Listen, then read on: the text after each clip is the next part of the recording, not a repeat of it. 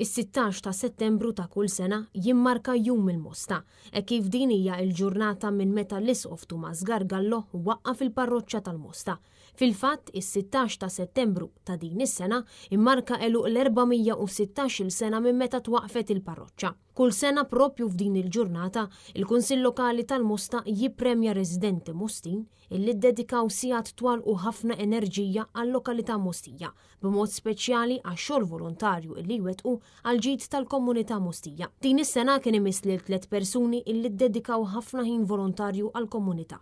Dawn kienu George Grima, anzjan attiv fis-Soċjetà Piroteknika 15 ta' Awwissu sa mit-twaqqif tagħha fejn anke kien involut fil-bini tal-Kamra tan-Nar ta' din l-istess soċjetà.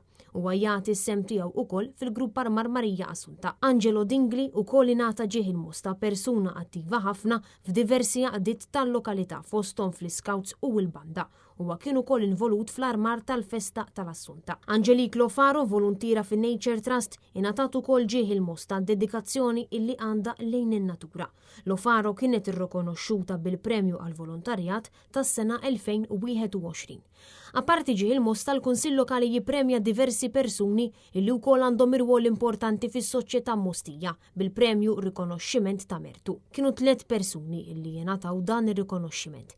Marian Porter, persuna illi ilha dawn l-aħħar 50 sena isservi bħala katekista fl-Oratorju Qalb ta' Ġesu u attiva wkoll fl-Oratorju Marija Immakulata. Joseph Zerafa, illi jingħata dan ir-rikonoxximent bħala rappreżentant tal-komunità kummerċjali, u Angela Farrugia, illi ħadmet ma' tfal bi bżonnijiet speċjali u għad-dedikazzjoni fix-xogħol tagħha mat-turisti fil-Bażilika tal-Mosta. Is-Sindku tal-Mosta Joseph Gatt indirizza lil dawk preżenti fejn wera l-apprezzament tal-Kunsill Lokali lejn dawk kollha li jaħdmu favur is-soċjetà Mostija. Preżenti għas-serata kien hemm ukoll il-kap tal-Partit Nazzjonalista Bernard Grek flimkien ma' Elmery Grek, il-Kunsillira, ex-Sindki u ex-Kunsillira tal-Kunsilli Lokali tal-Mosta.